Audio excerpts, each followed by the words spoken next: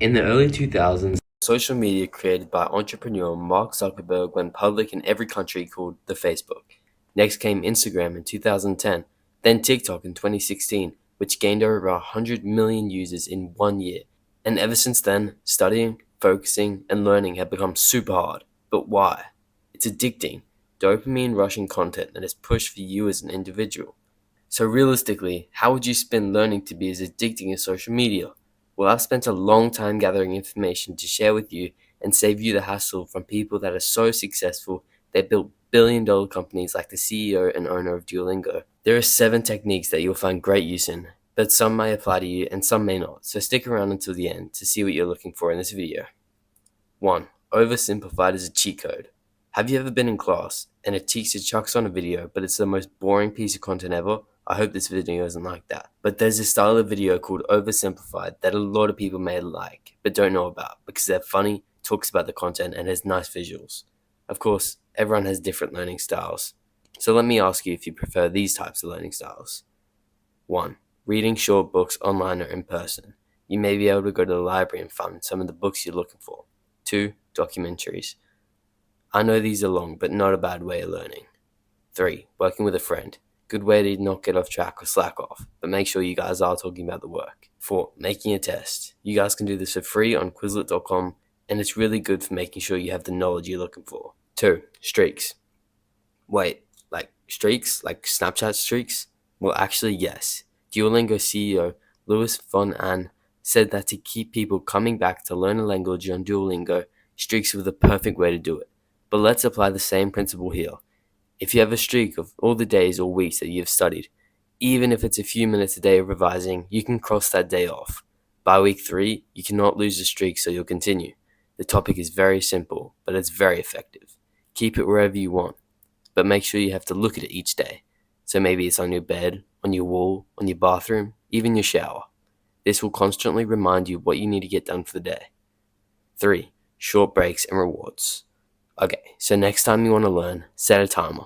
It could be 5 minutes, 10 minutes, 30 minutes, or whatever. Then after that time is done, have a break for 10 minutes and give yourself a reward, like a small chocolate. Again, set another long timer to learn, then have a break and another reward. You'll train your brain and you'll constantly want to keep working because your brain knows there are more rewards coming, more breaks coming. After a few times of doing this, take a longer break, and you may want to repeat this however many times you want. It definitely works, and a lot of people have achieved high grades when doing this strategy. 4. Have goals. This one's pretty obvious, but most people set goals for what they want to do before doing it. When learning, this could be learning a set number of things perfectly, reading 20 pages of a book, or whatever applies to you. But this one's great, and it doesn't take long, but it helps a lot when learning. It doesn't even matter what you're learning. You can make goals around literally anything, like sports. Number 5. Learn with others. This one is more if you don't know the material you're learning, but you're working with someone who does know, or someone you think is smart. You guys can help each other out on what you don't know, and it definitely helps. There have been many articles that say if you teach someone anything, you retain that information better. So it's encouraged that you teach each other, even when you both know the information. Learning with others is also really good for quizzing each other, like on flashcards, so you know what you need to keep working on. This one's mostly for schools, and it may not apply to other concepts that you'd like to learn, like finance, on your own. It's definitely a good place to start learning too. Number 6. Incorporate interactive stuff. People learn a lot better from interacting with what they're learning, so doing flashcards, quizzes, or anything on that road is essential. Again, a really good place to start for free is Quizlet, although it is limited. Number 7. Look forward to something you get to do after. Finally, the last step, which is very important, and it sounds different to a reward, which I said above. But this one is physically doing something after studying. You may have to study, then go to a volleyball game after. So you're happier to do the work and then go play because it's something you enjoy. It also makes things slightly more enjoyable because then you can challenge yourself to do as much as you can before you have to leave.